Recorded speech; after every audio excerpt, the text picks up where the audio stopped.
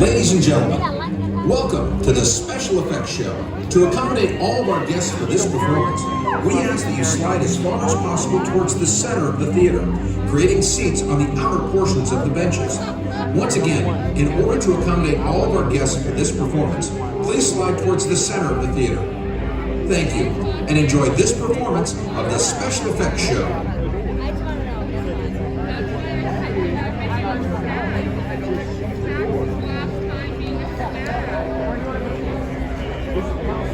My favorite thing to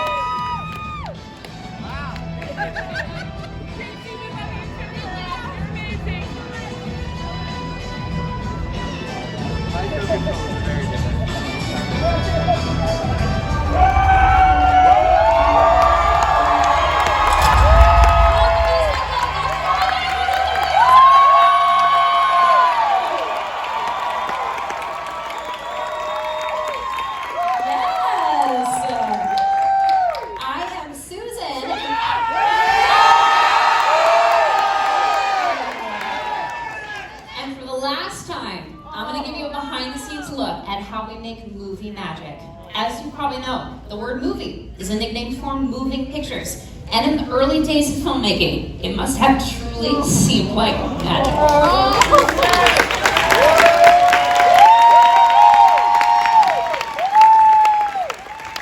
In the late 1800s, the Pettibone Brothers Manufacturing Company produced magic lanterns like this one, which were widely used by traveling showmen, projecting images onto white backdrops. Imagine for a moment what that must have been like. You're sitting in a dark tent, suddenly the white backdrop is revealed and a single image appears. Then, when seen in the right order, in the right light, and at the right speed, those images seem to come to life to create a magical new world.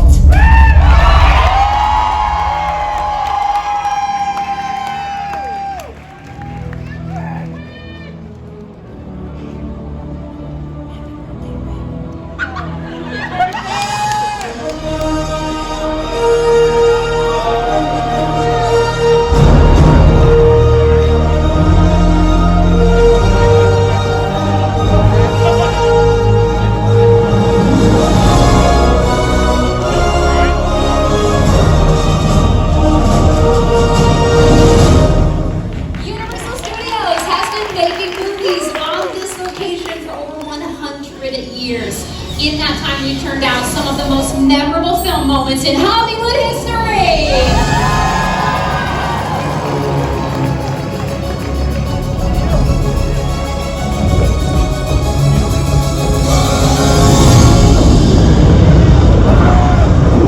Hold on to your butt.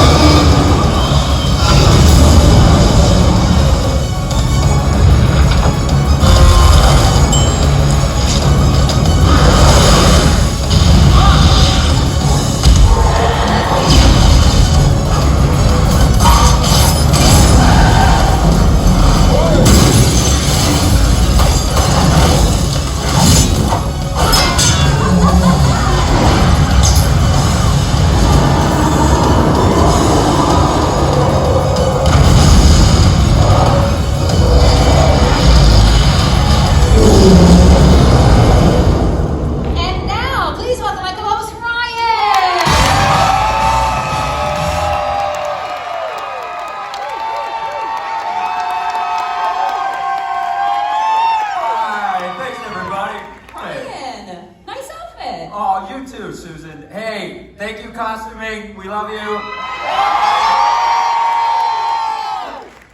From the very beginning, the basic concept of the filmmaking process has remained the same. To make the audience believe that everything you see is real. Today's filmmakers have more tools than ever before. High-tech cameras, super fast computers, but they still rely on a category of effects so distinctive, they're known as special. And the earliest form of special effects are called practical effects, and those are done right on set in front of the camera. Our first example of practical effects, models.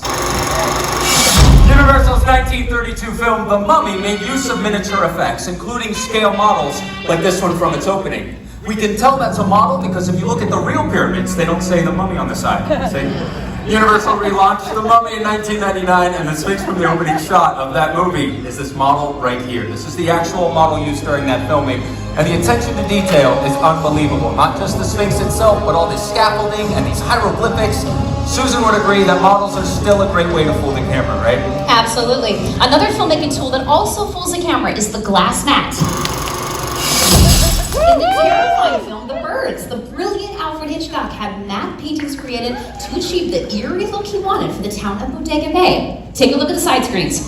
In this literal bird's eye view of the town, only the fire and the parking lot were real. Everything else was hand-painted on glass to create a mat and then dropped in front of the camera.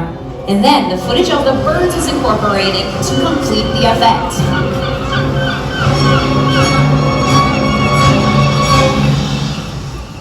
So we've shown you two forms of practical effects so far. First models, and now the glass mat. Oh, there's also a category, practical effects. It involves performers and not just props. Practical stunts!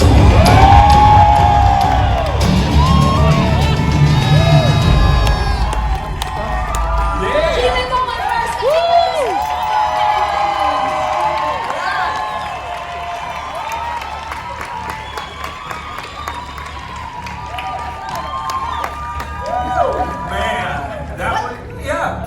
first. Yeah, that was awesome. I mean, Omar comes flying down on this side. You got Ryan zipping in over here. Jay Stunt walks in. How come you and I don't get an awesome entrance like these guys? Because we're wearing nice clothes.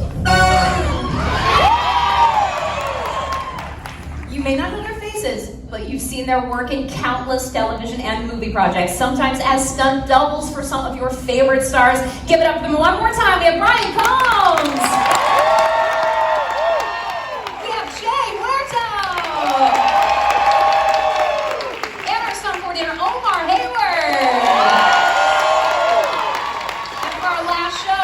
Selfie with you guys in the back. Get in here, guys. Woo! All right. Now, Omar, is it safe to say that stunt performers almost always double for actors when there's a fight scene? That's correct, Susan. That's because actors don't like getting hit in the face. Hit in the face. Like this. Is he okay? Are you okay? Yeah, I'm okay. He's okay! You guys can get set up.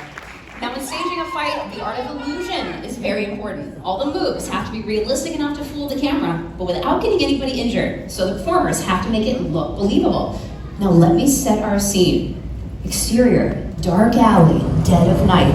A couple nefarious characters are lurking about. Ready and action!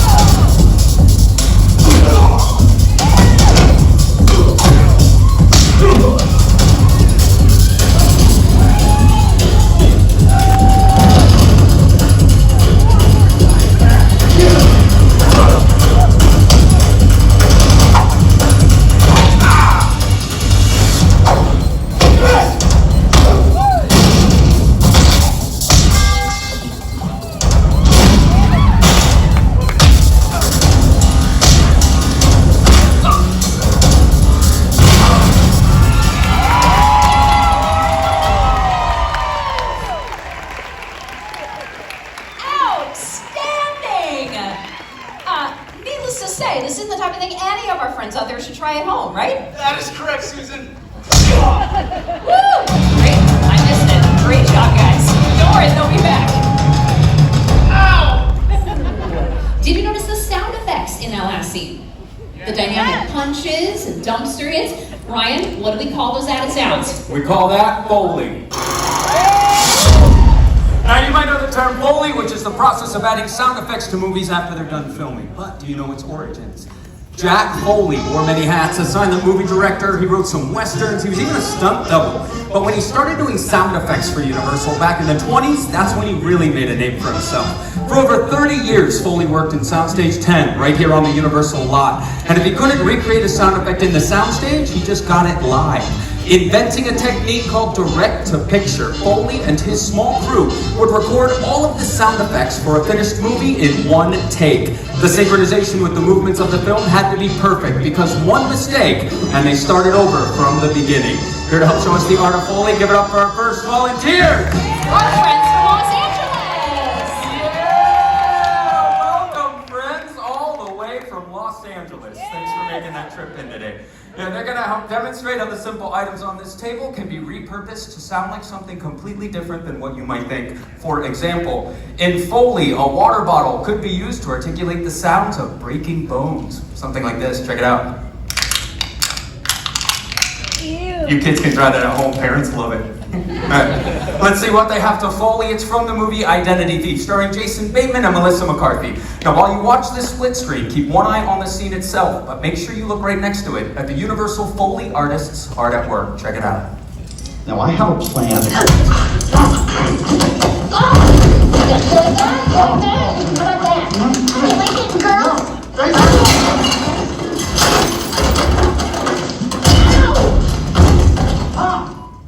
See? Just like that. Piece of cake, right, Mary?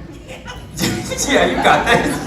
Quick recap of the sound effects so everyone's caught up to speed. Mary has the crash box here on the end, filled with loud items. When she spins this, it's going to simulate the crash sounds into the bookshelf and over the chair. Julia has shoes glued to sticks for the running in the scene there. Carrie has rolled up paper wrapped tightly in tape and a cutting board for those body falls onto the ground. Sierra has boxing gloves on sticks for the throat punch and the face smacks there. And last but not least, David has the cowbell and the mallet for that panini hit to the back as she runs away. And this is where things get a little crazy. Really use your imaginations because these handcuffs are going to make the sound of handcuffs. Yeah, get ready, bud. Speaking of ready, you all look ready. Do you want to give it a shot? All right, all right. Well, if you're ready, I know my booth is ready. So let's roll sound. Sound speeding, camera speeds, action.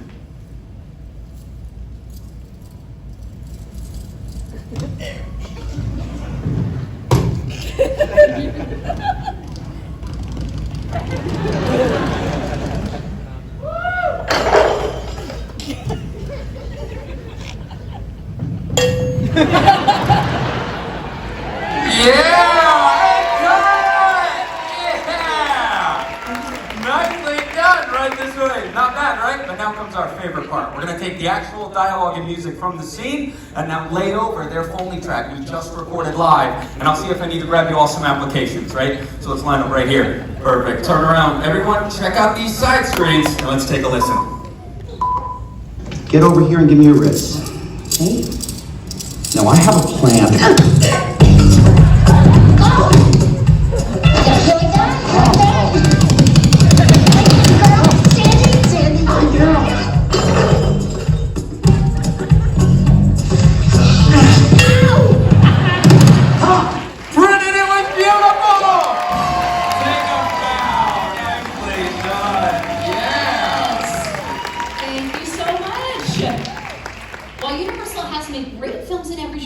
The studio really made a mark over the years, creating some of the industry's most terrifying thriller and horror films. Let's take a peek.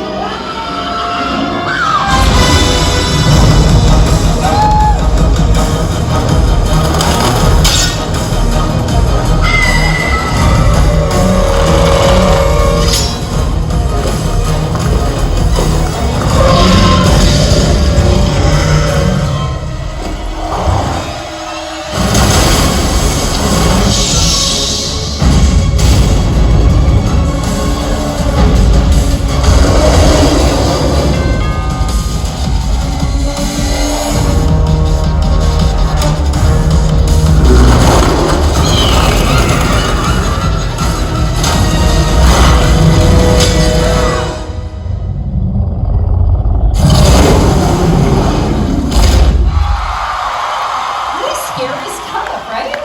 And all created through the use of very special horror effects. Emerging from the shadows just behind me are the stars of our horror family. Some of the classic Universal monsters. We have the cats of Dracula, Chucky and his bride, Michael Myers, Imhotep from The Mummy, Phantom of the Opera, and Mother Bates. The perfect setting for our next demonstration. Everyone give a warm welcome to Alicia. Say hi, Alicia. Hi, Alicia. Alicia was picked for her very impressive scream. So let's find out, Alicia. Let's say that you were face to face with Norman Bates. Let's all hear how you would scream.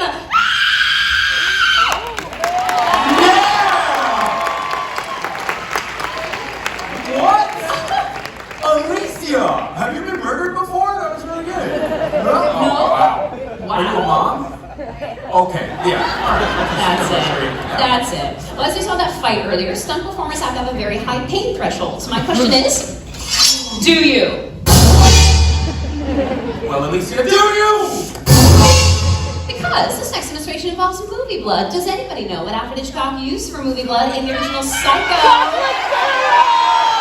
Everybody knows chocolate syrup. Nicely done, final audience. See, Psycho was a black and white movie, so they could use chocolate syrup back then, but nowadays movie blood does need to be much more realistic. Thank you for giving us a hand. Literally!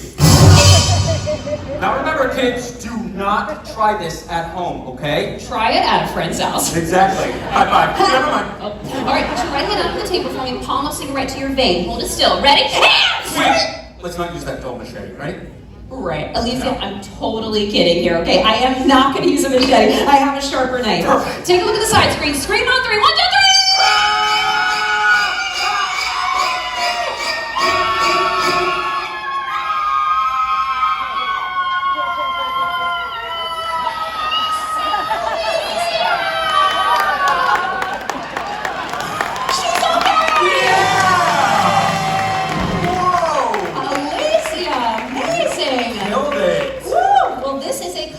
Cinematic horror technique, a Hollywood blood knife. Take a look. This is a false blade with a cutout for her arm that comes out of the handle, like that. Meanwhile, I'm squeezing movie blood from this bolt back here so that it comes out of a tube right where that notch is. Ew! Give it up for Alicia! Yes! You killed it! Way to go! Nicely done. Oh no! Okay, she's gonna help you. You're wondering, I got blood on my nice pants! I gotta change! You're gonna love your next outfit, Ryan. You can come with me right this way. We promised you a photo as our thank you. Yeah, of course. So if you want to set up for camera, I'll take your picture. That's perfect. So let me pose you with our classic Universal monsters. Your spotlight is right here, Alicia. Yeah, you can stand right down here. And on 3, let's hear that incredible scream one more time, okay? You got it. 1, 2, 3!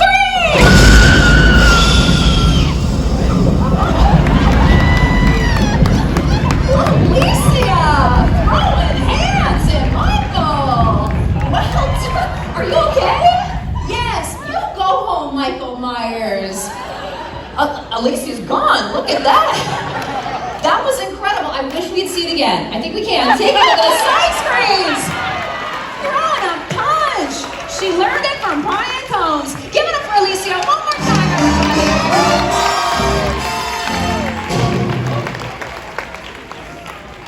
Well, so far we have shown you practical effects. Now we're going to switch to visual effects, which are done in a computer, specifically motion capture. To help me demonstrate motion capture, or mocap, give it up for my co-host, Ryan!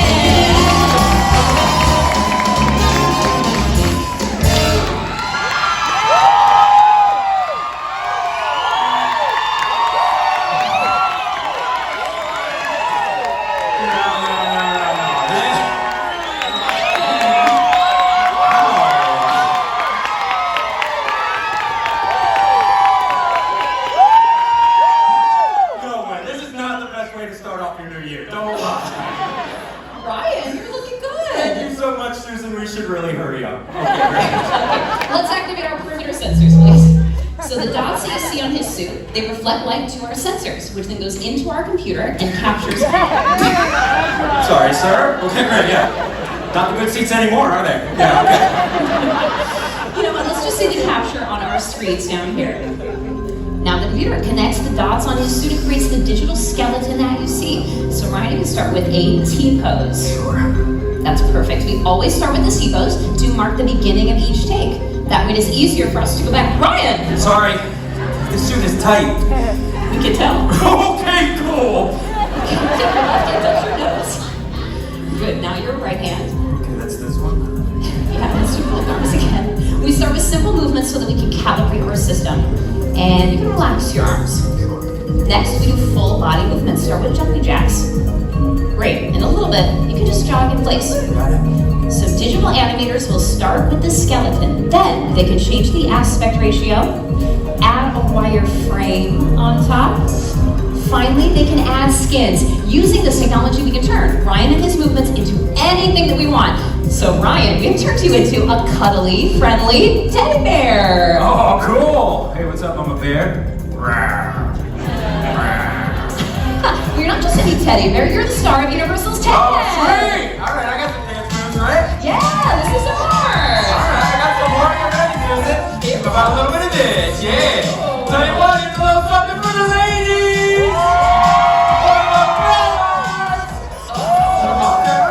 Channel meter, Ted. Yeah, sorry about that, everybody. Ted, what do you think of our last show? That's why I watch these things. It's like a cool behind the scenes thing you wouldn't know. Thunder Buddies, Ted? Thunder Buddies for life. Oh. Let's hear for Ted and Ryan.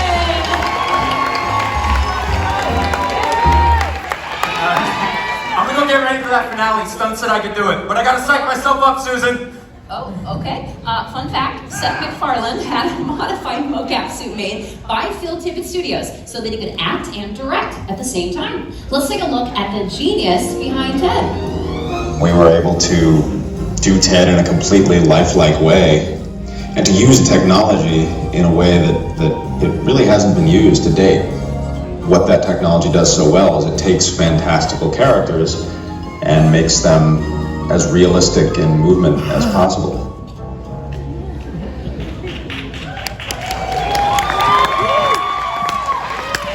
As far as technology has come with CGI and visual effects, something's just look better when they're real. Like fire. Let's take a look at fire stunts in some Universal films.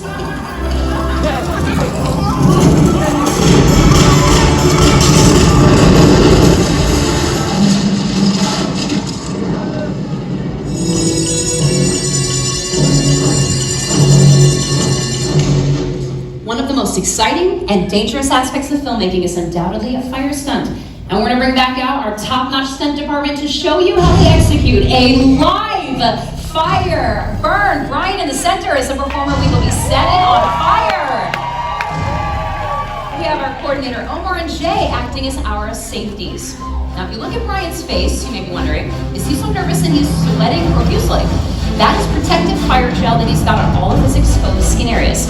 You may know what it's like if you miss a spot with sunscreen. Imagine if you missed a spot while on fire. Before we fuel, we check our extinguishers in case of an early ignition.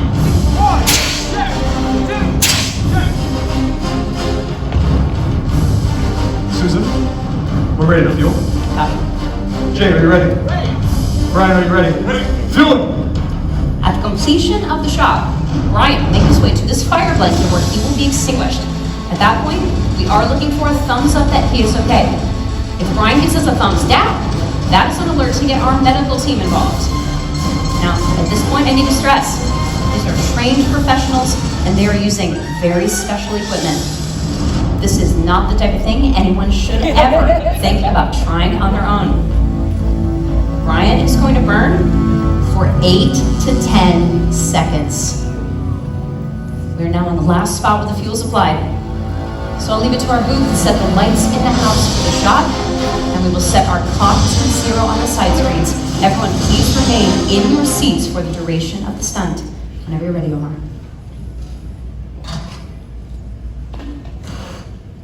Jay, are you ready? Ready. Brian, are you ready? Ready. Stunt's ready. Ready and action. Light. You lit?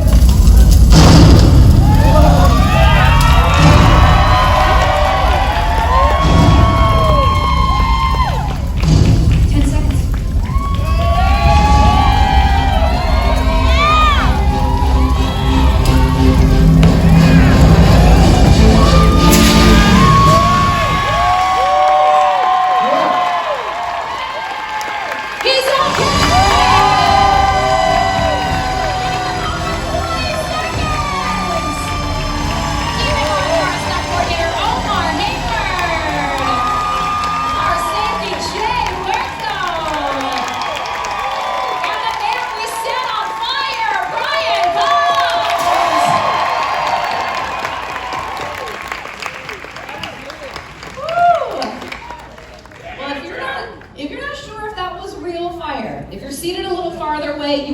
folks sitting right next to the stage here. Could we feel that? Yeah!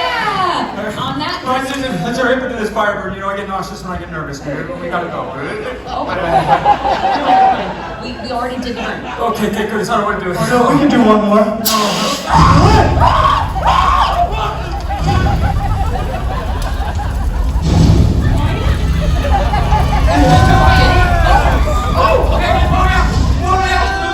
Just move me out. I'm not right. Sweet honey, cool.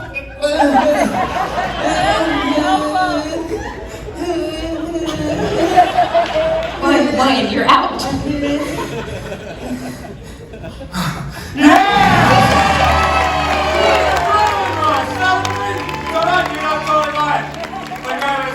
Tears. He was really worried. He was. I can see in his eyes. One more time. The amazing special effects show stunt department. All our volunteers. Yes. In case you didn't know, this is the last show in this building. If you've ever worked on the show, cast or crew it all, stand up right now and take your final bow with us.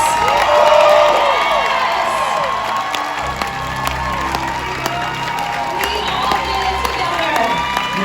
We just did. On a momentous day, it is one of our crew member Rick's birthday today. Where are you, Rick? He's not coming out. There's not a chance he's coming out. Have the best day ever, Universal Studios Hollywood.